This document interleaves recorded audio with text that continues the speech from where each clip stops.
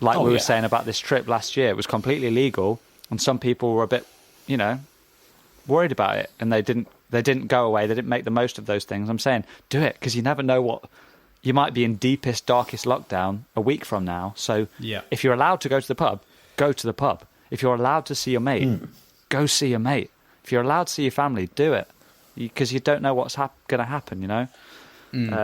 Sorry, 100%. I'm rambling. Greg, what's mate, your vibe? I think you're nailing it on the head, mate. 100%. I want to speak to a couple of things you've mentioned already. So the big thing about food and drink, the drink thing I already kind of had covered, because I tend to make the most of what I'm drinking generally anyway. But food wise, I definitely let it slip. I go for easy meals more than often than not if I'm running out of time.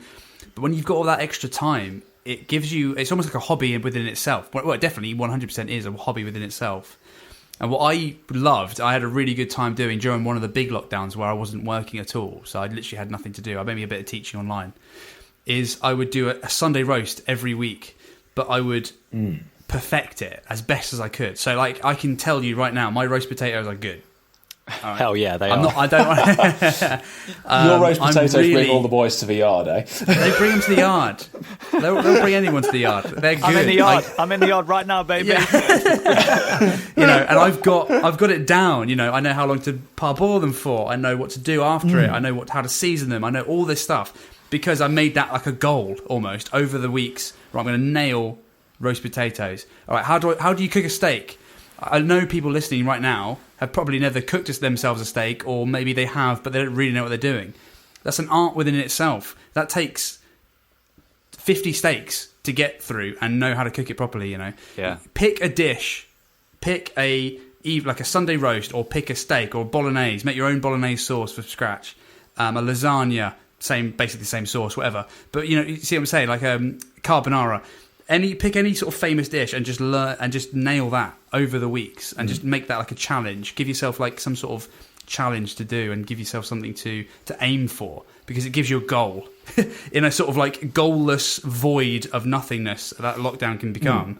You giving yourself some sort of goal that's replacing work, because work tends to be the main goal for a lot of people, can be so important, I think.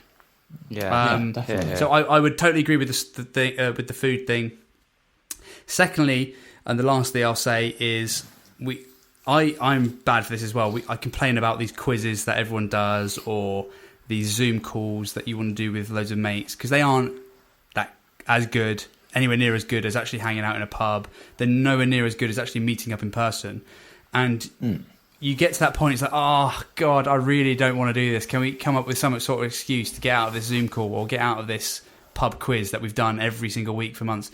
Don't do it, because when you're in it, it's all right. It's fun. You enjoy yourself. You have a good time. Yeah. You just got to get past that initial butt hump, and just once you're there, it's good, because you're socializing. We're human beings. We want to socialize. We want to talk to other people. It's so important to do that. Don't give in to the urge that can sometimes creep up on you with some of these social events, because you're right. They're not as good, but they're way better than nothing. Yeah. No, exactly. I'm glad that you've been able to bring up such practical and such fantastic ideas for what one can do when stuck in the confines of a flat or a house or something like that. I'm sure a lot of our listeners are from London and the South East, and there's fewer things for one to do. There aren't hills and countrysides to roam over. And the reason why I raise this is because very recently I was messaging a friend who I chat with very regularly, and it's in fact his birthday today, and I won't shout him out. But a few weeks ago, he started going quiet, and I realised that, it's not like him, and I kept on messaging, and I just got a message back from his dad one day, and he said that so-and-so he's just taking a break from the world. It's the last 12 months have got to him, and it's very difficult. And he's just taking a break, but he'll be back. And there we go. So I think it is, as you say, it's very important that we check up on each other. It's very important that we, as well as giving each other space, we make sure that we put in the effort to keep in touch with each other. And it's very important that, as in the song Jerusalem, that we do not cease from mental fight, and our sword shall not sleep in our hands. So let me leave you with some words from Winston Churchill. And it's, lift up your hearts, all will come right, and out of the depths of sorrow and sacrifice will be born again the glory of mankind. And I think that's a great set of words to leave ourselves with this evening, and in the knowledge that we will be back. It will be normal again, and we're not alone. And it's going to be so great. It is going to be so great when we're back. So keep checking in on each other, and keep it strong. And again, we will be there again in those red chinos in that garden party, baby, and it's going to be great. Absolutely, yeah. Wow, great, great words, man. 100%. Yeah, and my thoughts go out to your friend and everyone who's in the same boat. There's a lot of people, a lot of people in that boat that are struggling, and it's so hard when you're in that frame of mind, in that mentality. It's so hard to get out of. But and if anyone is listening that's in that sort of frame of mind, please reach out to someone that you know, whether it's us that you know, or whether it's someone that's close to you, because they want to know that you're struggling. They want to help you. And just please just talk to someone, because it's so important to reach out. Yeah, big time. There we go. I can't add anything to that. Let's listen. I'm going to put a big Blokes podcast gavel down on that, because I think we all agree to that. Sure. Mm-hmm. Oh no, she's coming over. She's fallen. Here she is. At the last time she fell on her face. She wrung it and then fell. There's a puddle or something. She slipped. Yeah, it must be. Yeah. Oh dear. Okay, cool. Let's dive into this pub quiz, baby. So here we go. Oh, in fact, the first question today we've already done on a previous show. This must be a popular pub quiz show. It was the what is Scooby-Doo's full name? Have any listeners really listened? Oh. I can't remember it. So was it Scuba Doo? Was it Scuba Doo? Yeah, it is. Yeah. Scuba Doo. Yeah. So that was a little bonus point one. If any, that's the diehard listeners who've heard it on a previous episode. Mm-hmm. They must just steal these questions from various different sources. Okay, but the first proper question today: who was afraid of mice? Was it Walt Disney or Beatrix Potter? Both of them creating strong mice, lead mice characters in their creations, right? Who's Beatrix Potter? Is that Harry's mum? She's no. Jesus.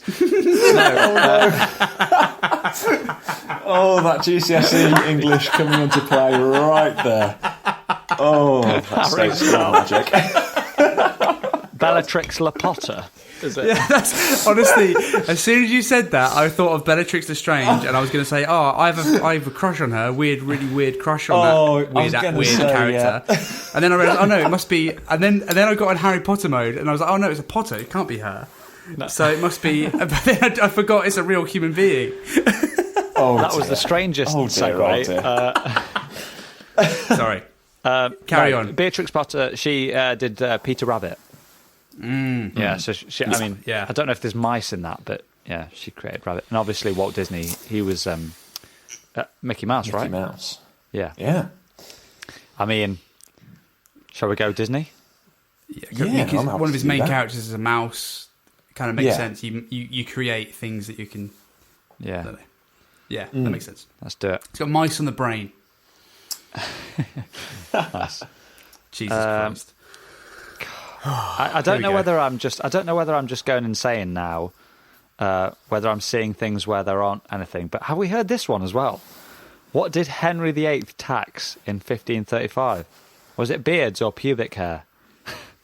No, we've had a Henry VIII question, but I don't think we've had this one. No. Got to be beards, right? How are you taxing pubic hair? Yeah, but why would he tax his own beard? He had a big beard. Was it that big though? His face was pretty big. It's big enough for a tax. I mean, maybe he was doing it to show how rich and wealthy he was. You know, I mean, at the end of the day, no one.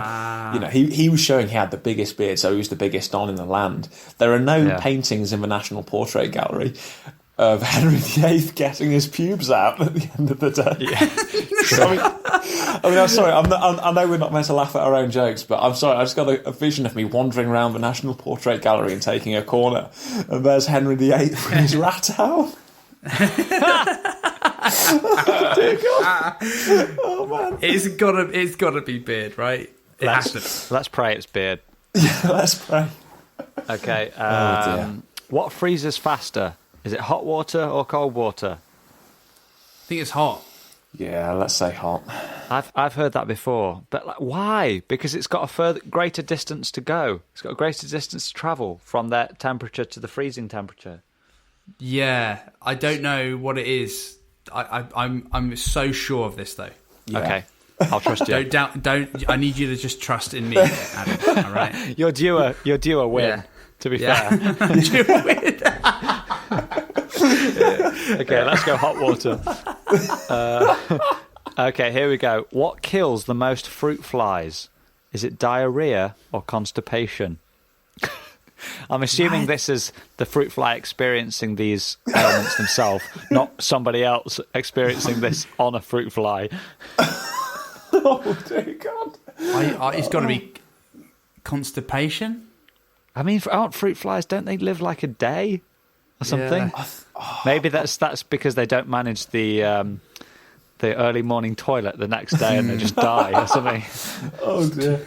I mean, I was thinking sort of thinking, you know, the rotting flute flies. No, not one of those. Fruit flies living off rotting fruit and therefore getting the tom tits.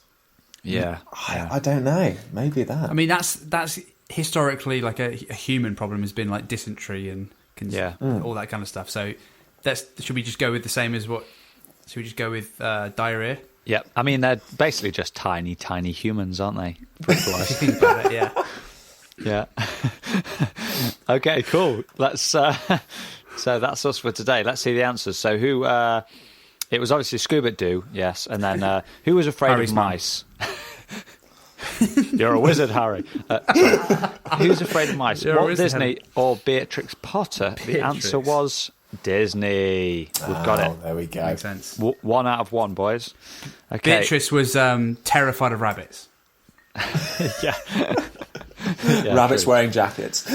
Yeah. What did Henry VIII tax in 1535? Was it beards or pubes? The answer was beards, baby. Oh, thank God. Yeah, we're doing well. We're doing well. What freezes faster, hot or cold water? We said hot. Holy moly, hot. We're going for the full house, boys. Oh, no. It's happening. It's happening. That £4.50 in the kitty is about to be ours. Yeah, okay, and finally, let's do it. What kills the most fruit flies? Is it diarrhea or constipation? We said diarrhea. The answer is... Oh, we've bottled it at the Derby. It's constipation! Oh, my God. We've screwed it up. Oh, well. Listen, we did well. Jesus. It was fun while it lasted. What's That's the point? it, yeah. What is the point? The Prince's Elbow religious quiz team, Keith, Kenneth and Big John. Oh, Yeah. they've got it. Surely. Oh, dear. Fantastic. Well, what a podcast, guys. I've had a great time. I don't know about you. Yeah, me too. Yeah. What a show. Fantastic. This is one of the all-time greats. I mean, we say that every week. Maybe it's just a great way to spend a few hours during a week. I think it might be, yeah. They're always at all-time greats. So thanks very much for coming on again, Eric. It's always a pleasure. My pleasure. We'll see you again next series. In fact, you missed a series, didn't you? You didn't come on in 3. Didn't I? No, you did 1. Yeah. You did 1, 2, and 4. The public deserved a break. Yeah, well, you know, they've heard enough of me, baby. They've heard enough. I've got to tease They've them. heard it. Nice. Oh, Well, have a great week, gents. And on that bombshell, over and out.